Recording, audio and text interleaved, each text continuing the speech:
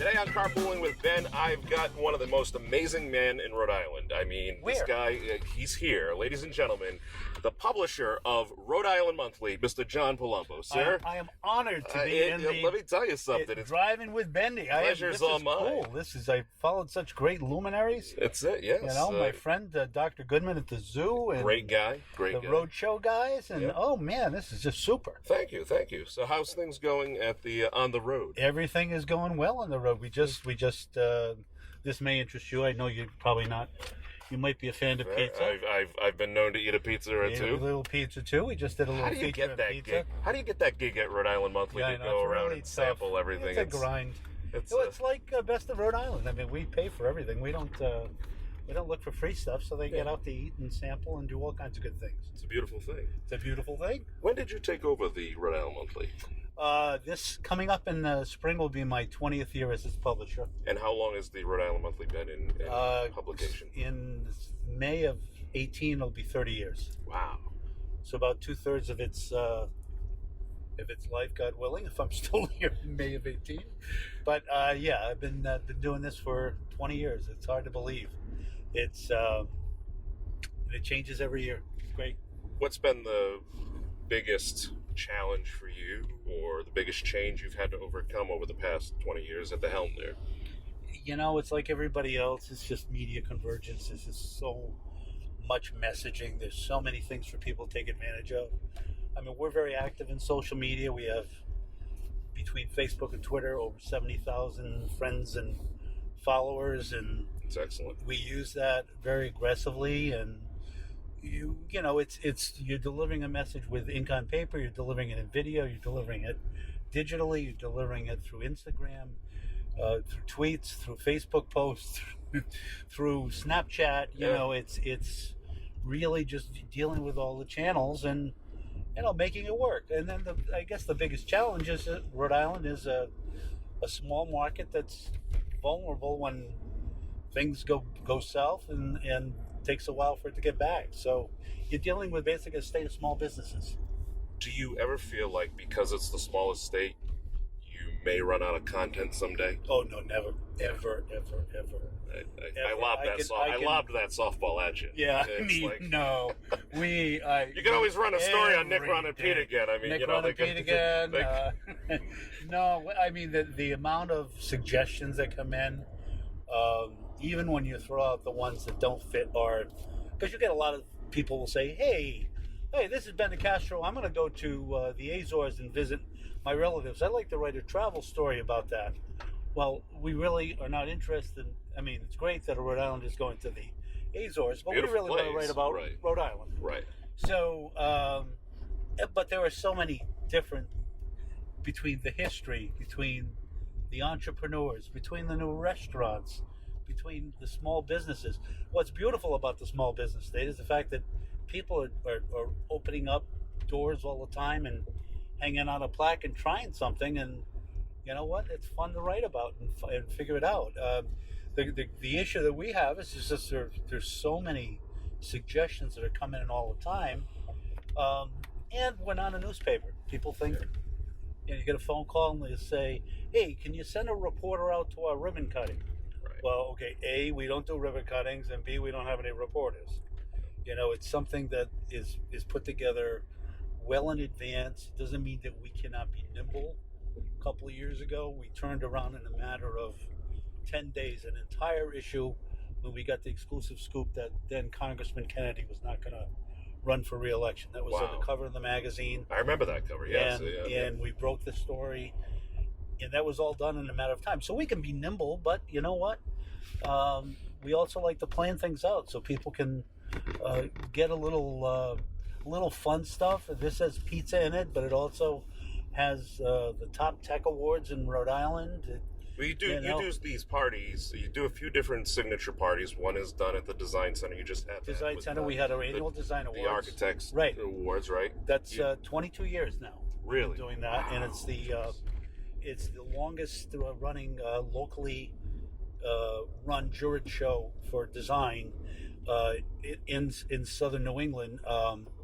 In the fact, we tried to not have the award program a few years back, and the architects and designers complain because they like the camaraderie, and that's when we approached Cardi's and ended up in the design center. I've been there every year since. Yeah, I know it's a lot of fun, but you also do top docs and top dentists. Top docs and dentists. We have doctors that. It's interesting. We started doing that, when Big Pharma had all the changes. Mm-hmm. Like if you were in pharmaceutical sales, you could take people to play golf and wine dinners and all kinds of great stuff. Well, obviously, the FDA put regulations on and clamped down, and they can barely give them free pencils anymore. Jeez. So when the docs lost those opportunities, they lost the opportunity to network because they, like everybody else, are so busy. So they actually look forward to the top doctors reception. We get phone calls at the magazine where they'll say, I know I'm a top doctor. Can you give me the dates for the party? Because I'm scheduling my vacation and I want to make sure I don't miss it. Sure. And it's the same thing with dentists and some of the other categories. And it's fun to see, and they're genuinely, there's genuine gratitude. Yeah. People come up to you after the thing and say, I really want to thank you. This is so great to see the pediatrician that I've referred people to who I haven't seen. Yeah. And, in fact, one of our events that we started 2 years ago, which has been very successful, after several of the top doctors events, a couple of docs I got to know pretty well, kept coming up to me and saying, you need to do something for nurses. You need to do something for nurses. They're really key to the equation. Sure. They're on the front lines a lot of times. So 2 years ago, we started a whole nurses awards program with the State Nursing Association. Wow. So we're in our second year now, and it's cool because people like to have their picture in the magazine, and they like the accolades, and we do have about 160,000 people who read us every month. So how many states are you sending this magazine to? Because you can pick it up on the newsstand, but right. I mean the best thing, a great Christmas suggestion. Great Christmas holiday gifts. Holiday gifts. Buy a coffee table, put this on it. There you go. It's just great. Actually, a lot of people, we do have a good gift file. Most of our circulation is Rhode Island, Mass, and Connecticut. Yeah. The largest out-of-state circulation, as you might imagine, is Florida and the Southwest, Arizona. Really? Those are like hundreds, though. Southwest Arizona? Yeah, because people retire one place or the other. All right. And but at one point, we had subscribers in all 50 states in 16 countries abroad. Really? And then postal regulations changed, and it made it a lot more cost prohibitive. So then we were no longer able to send them to the APO boxes overseas, the servicemen, because they were going to charge us $10 per copy per the magazine. Well, and plus people can get digital content. Digital content is out there. They can get it through the app. Get it through the app, then get it through our website. We put all the content up there, not all at once, but over the course of a month, it's there. Right. They can get a digital subscription if they want, which we sell those separately as well. But the hands-on, the actual product that you guys are delivering is very good. And I don't mean to make this sound like an infomercial just for the magazine, but it's true. You guys put a lot of hard work into it. Your staff is, over your 20 years, you have curated some of the greatest writers and some of the best photographers and content editors. Talk about your staff. It's very fortunate. We have, it's interesting. I have people on the staff. The magazine's been around 30 years. As I say, I'm about to celebrate my 20th. Our creative director, Doreen Chisnell, has been with us. She just celebrated her 25th year with the magazine. Wow. My associate publisher for sales, Kieran Keating, just celebrated, I believe, his 22nd or 23rd year with the magazine. And I don't care what anybody says, that is a New Jersey accent. He is lying about the Scotland thing. Kieran, you're watching Ireland. Show me the birth certificate, all right, buddy? You want it? We'll take Kieran Keating and Paul O'Hare. They're both Irish. Couple Irishmen. They both have a bit of a brogue. All right. And our editor, Sara Francis, has been around working for the magazine since '88, not as an employee. So and you were 10 years old when she started. I was 10 years old. She was 10 years old when she started. She was actually from Philadelphia magazine. Really? Came here. But So we have a lot of longevity, but you know what? We also have a lot of youth on the staff. I have some amazing young journalists. A couple have come out of URI, University of Pittsburgh, and we brought them into the organization. And they're the people who are getting us focused and excited about all the social media stuff. Yeah. I mean, I know how to tweet. I know how to post on Facebook. I'm an active user, but as far as somebody putting content out there and getting ahead of the curve, we've got a whole bunch of young people that are 2-3 years out of school, and they just bring this surge of energy to our place. Sure. And, you know, it's a sanity check for me to remind myself that even though there's all this mumbo-jumbo stuff out there on social media, it's really important because for some people, that's how they follow us, by Twitter. Right. No, that's excellent. So if you had to pick your favorite edition out of the year, your favorite month, your favorite, and because you have a few annuals, I mean, obviously you have the various categories, yeah, we have docs and all that. What's your favorite edition to put together? Is it the holiday gift guide? Is it the... No, it's Best of Rhode Island. Best of Rhode Island is always every year. You know, you're picking 330-something things. We're not picking. Sometimes the readers pick them. Right. But it just the culmination of that. Like, for example, you pull it together, and I read it. I read all of our issues cover to cover. But I read it, and if I've learned something, you know, it's a good issue. And I say that with all of our issues. Even with pizza, I learned places that didn't exist. So you see that, and then it culminates in the party, which you experience, which is a big awesome fest. Yeah. And you see these small business people, getting all dressed up with their colleagues, coming, getting their award, and just celebrating the heck out of it, you know, as if they've just won, you know, the Oscars. Some of the best posts I see on Facebook. You can just, you know that they were grinning ear to ear when they posted up on their business's Facebook page. We are closed tonight because we're all going to the Best of Rhode Island celebration, that is just truly a huge,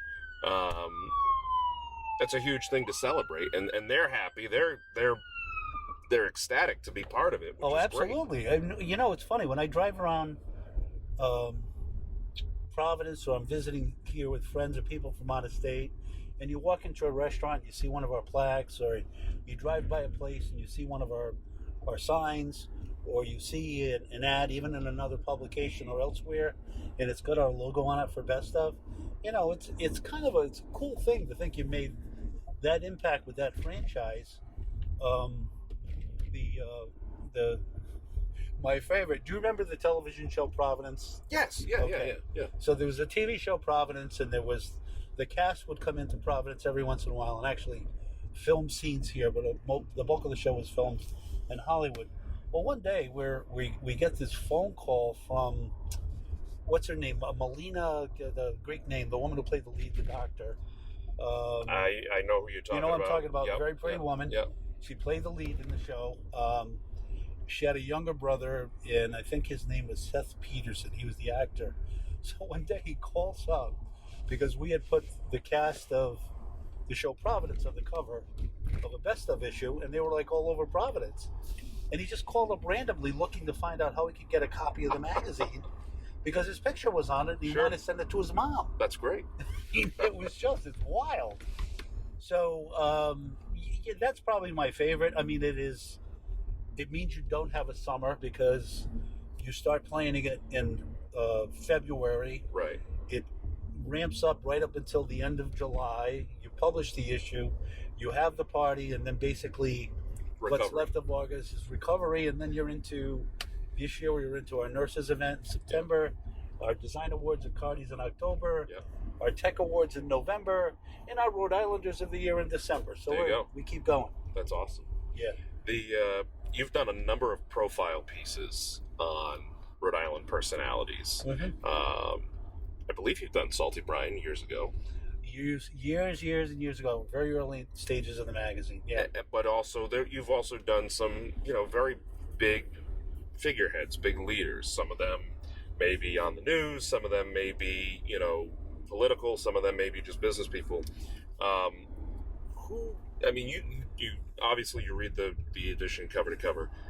which one stuck out? Which story stuck out to you the most when you read about these people that your staff wrote about? Well, the one that I think I had the most anticipation about, because we started corresponding probably 6 months out in advance, was the cover story we had about Buddy Cianci when he was, after he was released from prison after 5 years of incarceration. And he started corresponding with one of our editors who reached out to him and said, we'd like to do a story when you get out, can we? And there were these very, deep and thoughtful letters that were going back and forth between Denise, who was the editor, one of the editors at the time, and Buddy.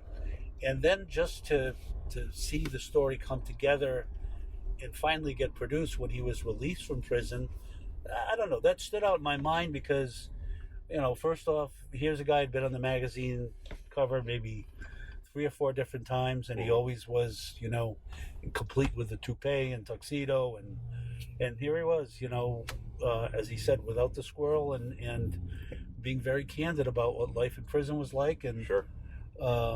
And what he was planning to do with the rest of his life. Can people go online and find the archive stories like that? Yeah, they can find archive stories like that, and we've done great stories about, well, one that touches my heart because he meant a lot to me was the profile we did on Ben Mondor. Ah, yeah. We had him on the cover of the Best Of issue. There's a guy who was the heart and soul of that organization. Truly was. And genuinely just felt such pride and ownership. And there was a photo, actually a true story. We took a picture of him on for the cover of the magazine. He was on the cover. And when they were building outside of McCoy, and you may know of this, they built a park where they have a bunch of kids playing baseball, but they have a statue of Ben there. Yep. The statue was actually, Mike Tamburo called me up when the artist began working on it. He said, my favorite picture of Ben of all time was that picture you had of him on the cover of the magazine. This is after Ben had passed. He said, we're having a statue made. Do I have your permission to use that, to have that be the model for the statue? And if you go and look at that statue and you look at our photo, you can see that they're identical, and the sculptor did a marvelous job. You couldn't say yes fast enough, I'm sure. No, absolutely not. That's great. That's an amazing tribute. Absolutely not. But we've done all kinds of stories about people who are well known, who are not well known. We started last year this Rhode Islanders of the Year. Okay. Kind of like Time Magazine's Person of the Year. Yeah. So last December we identified 10 or 12 people, not the household names, people who do things that people may or may not know about. Yeah. And we proclaimed them our Rhode Islanders of the Year. We have a new batch this December. And, there are folks who are fighting for refugee rights or volunteering to keep a park clean or to run a kids program, things they don't get paid for. Sure. It's meant to be sort of a shine the light on people who are not that well known. Yeah. And that's a cool thing too, because they're just so honored and so humble. My favorite from last year, because she is such a hoot, was Sara Potenza, who was on The Voice. Yes, okay, yeah. I've met her at the Roadshow before. You met her at the Roadshow. Well, yeah. Sara, we picked her not so much because she was a famous singer from Rhode Island who had appeared on The Voice, but more so because she spent her own dime to come back to Rhode Island to testify in front of the school committee for her old high school because there was a threat that they were going to cut music programs. Really? And so they reached out to her. They didn't give her a dime to do it and didn't give her any travel or anything, but she bought a plane ticket. She came back to the school committee meeting. She testified in front of them saying that they had to keep the music programs in the budget. They did keep the music programs in the budget. So we thought that was pretty cool. And we made her Rhode Island of the Year, and we never thought she was going to come to the party. She showed up at the party with her mom. She's been in our offices a couple of times already. She's just a really wonderful, sincere person. And, as you know, she still plays around here. She plays at Rhythm and Roots, and she's played at the Met and a few other places. And and just debuted her first album in Nashville. That's excellent. What's the is there a network of like state publications? City and Regional Magazine Association. So when you go there, I mean, are you kind of like the little brother because you represent Rhode Island? Are you kind of like the no?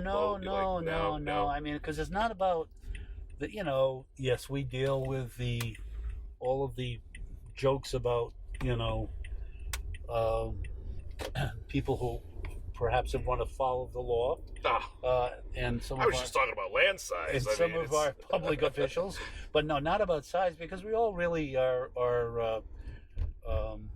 dealing with the same kind of issues, etc. And we've been actually a national award winner several times for best website, best newsletter, and this is going up against Los Angeles Magazine, Dallas, some pretty big publications that are 2 and 3 times our size. So, to your point about the people who work with me, I couldn't be prouder. They are just so dedicated and talented and take a great deal of pride in just being part of the team. And it sounds very cliche, but it really isn't. Your people are everything. They really, they're on your team. They make up they're the lifeblood. They're in there every day. So your offices are right in Providence, right in Providence. We had. Would you ever move them out of Providence? I had the opportunity when I bought the magazine. It was 8 years ago now, and we were looking. We had to find space because we were in a building owned by the Providence Journal, and I had 3 months to move the business. And I looked all over the place. I looked in parts of Cranston and Pawtucket, but really Providence being the capital city and being a statewide magazine, it made sense. We found some space down by the port. It is really an area where we are is kind of growing. When you say Port of Providence and Allen's Avenue, they think of strip clubs and scrap metal heaps. And it's that's part of it that's down there, but actually where we are, there are back offices for Lifespan, for all types of research companies. Bananagrams is still over there. Bananagrams is there. That's the world headquarters there. Johnson & Wales University has their advancement building right behind us. Yeah, because you got the Harborside campus right down the road. Harborside campus is right down the road. So it's really a cool place to be, and it's a nice area. When we first moved in, we were one of the pioneers, so it was a little dicey. But here we are 8 years later, and it couldn't be better. It's been really well developed. A lot of white collar jobs, and a lot of people know where we are now. What do you hope to see happen in the next 5 years with the magazine? Well, let's see, a couple of things. One, we hope to continue to obviously be a viable source of information in all forms, whether it's digital, print, etc. Our print circulation has been what it is for 20 years. I'd like to say it's going to be the same for the next 5 years. One never knows. Okay. But if not, we'll find out different ways of communicating. I think our events business might grow a little bit. I hope it will. We have a nice brand that we can build upon. Mm-hmm. We haven't done any consumer shows yet. We might. We haven't really figured that out.